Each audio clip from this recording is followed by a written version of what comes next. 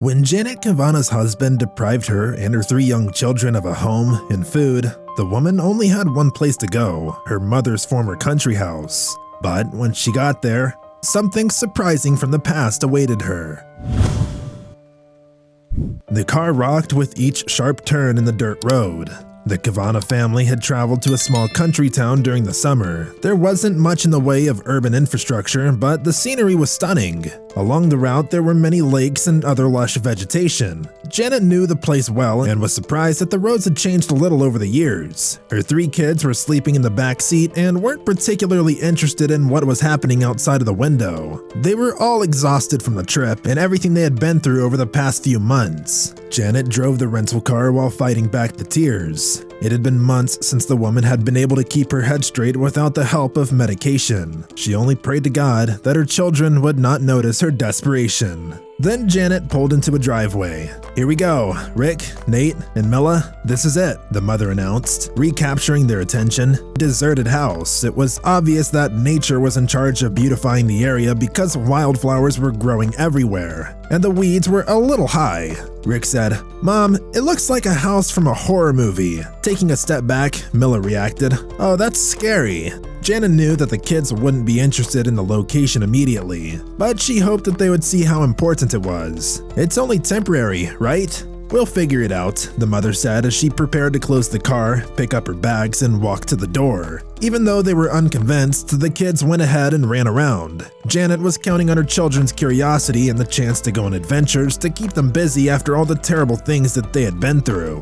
Janet saw the old mailbox on the property once she got over the old fence. Seeing it brought back many good and surprising memories from her childhood. Rick, the oldest son, was checking out the house, which looked like it had been abandoned for a long time. Nate and the youngest Milla were looking for bugs and picking flowers. Nate yelled, "There's a bee!" Milla said, "There's another one right here too." Nate and Milla looked dazzled, giving Janet's plans a little faith. She thought, if Matthew hadn't been so careless, we wouldn't be out here in the middle of nowhere and broke, but that's life. She kept her head up and accepted her burden because she knew the breakup was necessary and best for the kids.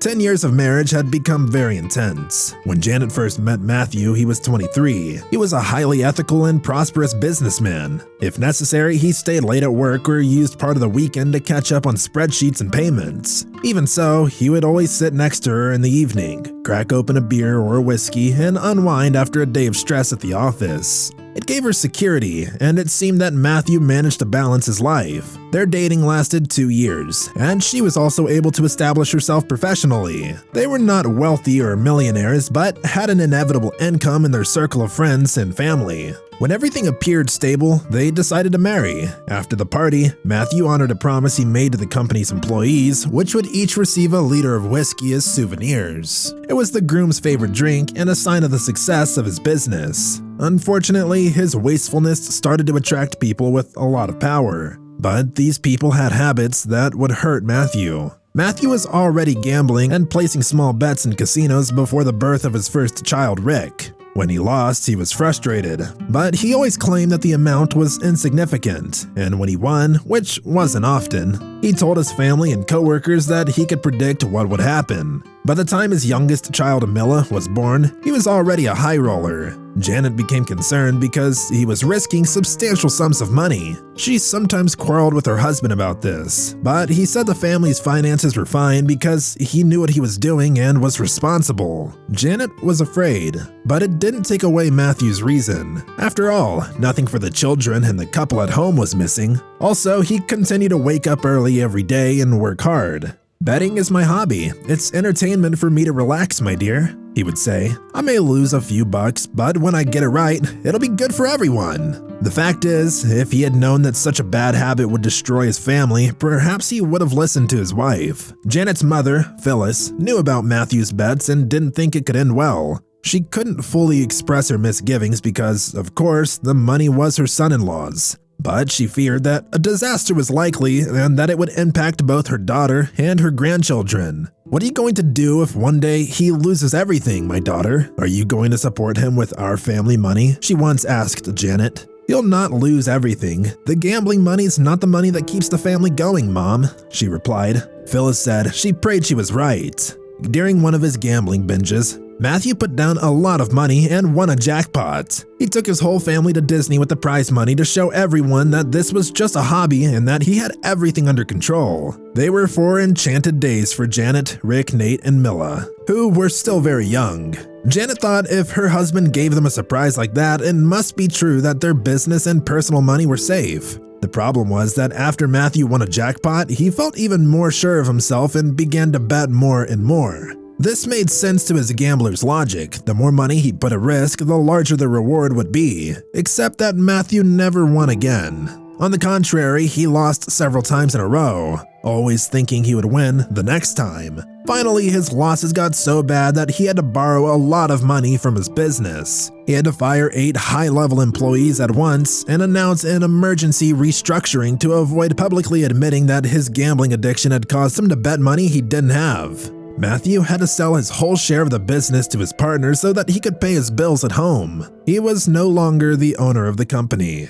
After that, he was out on the street. This was a massive blow to both his sense of self-worth and his family's life. Janet was in a lot of pain. What would they eat? How would they live? How would they pay for their 3 kids to keep going to school? But the worst was yet to come. A loan shark started calling the family's house to collect on the loans the man had taken out. When Janet went to the grocery store to buy the rest of the month's food, she found out the family's credit cards had been blocked. When she called the bank, the manager told her that her husband had spent the couple's money. He had also taken out loans from the bank over the past few months, and the shortfall was so big that a bailiff would soon be at the family's door if the debt weren't paid. In other words, what the family owed the bank was close to the value of the house they lived in, so the bank would sell the house to pay off the debt. When Janet heard that, she felt stunned, as if the world had stopped around her. She couldn't figure out how her husband could be so careless and self-centered while secretly racking up debts. When she found her husband later, she went from being tired and bored to being furious and out of control. Do you realize how bad you've done it? Matthew, your hobby cost your family a lot of money. We'll be kicked out of our house with 3 kids to feed, and it's all because of a stupid game. She was so nervous that she fought with her husband while on medicine to calm her down. Matthew insisted he was simply experiencing a lot of bad luck, but that was about to change. Janet could not believe her ears. What? Are you thinking about playing again? It is over! Do you understand that if you don't promise me that right away, I'll take the kids and leave?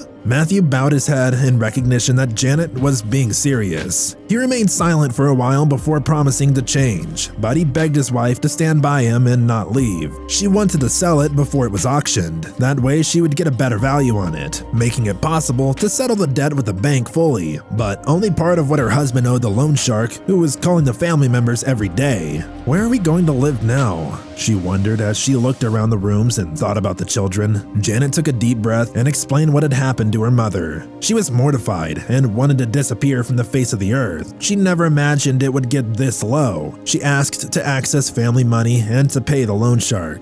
The elderly woman looked coldly at her daughter and asked, "Are you sure about this, my daughter? If I give you that money, I'll have nothing left for your future and that of my grandchildren. Apart from that old house in the countryside with that mailbox that you loved. Remember? Janet always wanted to be the first one to open it and bring the mail running home when she was a kid. Her mother sometimes put candy in the box so Janet could discover a surprise inside. But now is not the time to reflect on the past. Janet needed to think about her family's future. So she confirmed her intention to use family funds to assist her husband. After all, he was a member of her family as well. Phyllis was upset, so she thought about her 3 grandchildren before agreeing to give away all the money she had saved in a lifetime. Matthew would have been in trouble with the loan shark, and his grandchildren would have to be homeless if it hadn't been for her. Phyllis's final act of kindness before passing away was the transfer. She fell ill unexpectedly 40 days later and had to be taken to the hospital right away. Janet was devastated by her death in the ICU. After the funeral, she sobbed for many hours. Even her children couldn't make her feel better. Janet received a letter from her mother via the family attorney a week later. The letter contained the remainder of her mother's belongings. Janet wasn't sure what this meant. When Janet opened the envelope, she discovered a handwritten note on a plain paper. Her mother wished her the best and told her that she could always seek refuge in the rural home where she had grown up. "May you only receive letters of happiness," she finished the text. The key to the place was in the envelope. Matthew stopped playing. He lost friends, and most of his family viewed him with some contempt. He, Janet, and the 3 children had to leave the beautiful house they owned to live on rent in a tiny apartment. With their previous income, the 3 children had to drop out of private school, but no public school could accept them in the middle of the year, so the kids would stay all day in the apartment, bored and picking fights with each other. From that moment on, Janet would look at her husband more harshly. He needed to be better for his family and find a way to regain his dignity. But the truth was that Matthew was depressed after all he had done, and this moved him to rediscover an old best friend: whiskey. He still got up early every day and went to the streets to look for work or odd jobs. His ex-partner was a good man who understood that everyone makes mistakes. He told Matthew that if he could show that he had changed for the better, he could work for the company again, not as a partner, but as a senior employee. Matthew knew that business better than anyone else. This gave Janet hope, but the first thing Matthew did when he got home was to look for a bottle. On days when nothing was happening, he would get drunk and fall asleep on the couch. But he was quickly getting lost. When his ex-partner planned a birthday party for his son, who was the same age as Nate, Janet saw this as an opportunity for her husband to show that he was back on track. While the kids played in the garden, the adults were having lively conversation. As one of the company's former owners, Matthew's situation was a little embarrassing, so he drank more than he should have. The drunker he got, the more unpleasant he was with the other children's parents and his wife. When all around could see that he was already past his limit, Janet tried to convince him to withdraw before he ruined his last chance with his ex-partner. "Honey, let's go home. It would help if you had a shower and a good night's sleep. Come on, I'll help you."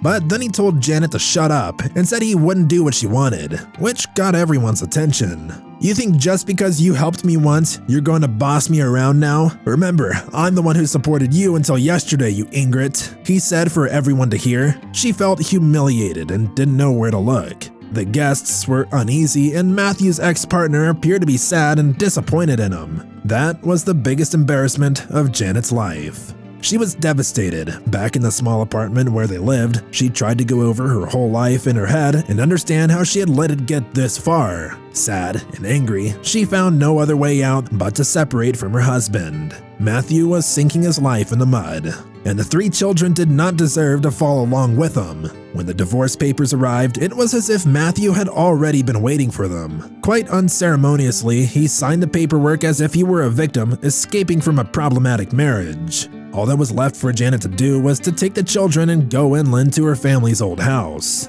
And there, she would think about how to live the rest of her life. She was broken and didn't even know if the electricity was still on in the house, but she had no other way out. She told her children that this was a temporary move, like a summer vacation, but she had no plan B in mind. Apart from the house, Janet had nothing. Her bank account was almost drained. What little she had in the bank would only help her live for a few months. After that, she would have to find a new job and hope for the best. Janet walked in through the front door, which creaked open, sending a chill through Rick. "This house looks haunted," said the boy. The place was very dark, and Milla didn't want to go in. Janet still remembered how certain things worked there and tried to go to the wide window in the room. It was a little stuck, but as soon as she opened it, a shining beam of light entered the house and bathed everything in a golden glow, making the children's mother dive into nostalgia. The room was filled with the sound of breaking glass. "I'm sorry, Mom, I didn't mean to," exclaimed Milla from the living room. Janet and the boys went to see what had happened. A large framed glass painting on the floor in the living room had shattered. "Look, there's a small door in that wall," said the youngest. Janet nearly fell to her knees on the floor when she realized what it was. "It's not a small door, silly. That's a safe right there," Rick, the oldest, said. Janet realized why that old painting had always been in the same spot. It concealed a safe. Janet tried every possible way to open the door but realized that a specific key was needed. What happened to the key to the safe? She was looking out the window when she noticed an old mailbox by the front door. It made her think of the last time she talked to her mother, when the older woman brought up the mailbox in a strange way. But is it possible? She wondered. Janet went to the front of the old house and checked the mailbox, where she had found sweets hidden by her mother on several occasions. When she opened it, she discovered one more surprise was waiting for her, a key that was as old as the house and much heavier than it appeared. She dashed back into the room and inserted the key into the lock. She heard a sharp click as she twisted it in, and the vault door opened. Janet thought she would find old family photos, letters between her parents, and maybe some old family records. Instead, she found something that left her speechless. There were silver earrings, a large heavy gold pendant, and several gold rings and necklaces inside a case. When Janet opened the charm, she discovered a picture of herself as a baby on one side, and the words, "For Janet. Forever my most precious treasure," on the other. As she read it, she had the impression that her mother was speaking to her right next to her in the old house. Janet held the diamond-studded pendant close to her heart and began to cry. She was too emotional about what it evoked and meant at the moment. She started sobbing. "What is it, Mom? Is everything all right?" Milla asked. She turned and opened her arms to her children, inviting them all to hug her. "It's better than ever, my daughter. I just realized how Grandma always loved us." The next day, Janet took all of Miss Phyllis's old and valuable jewels out of the safe and estimated how much they were worth, totaling more than $400,000. So that meant she was safe and wouldn't need her ex-husband ever again. Then, looking out the window, she saw Rick, Nate, and Milla playing among the wildflowers. The sun was setting, and now everyone had a reason to smile. If you like the story, please leave a thumbs up, and this other video on the screen now will probably move you as well. Good session, and I'll see you in the next video.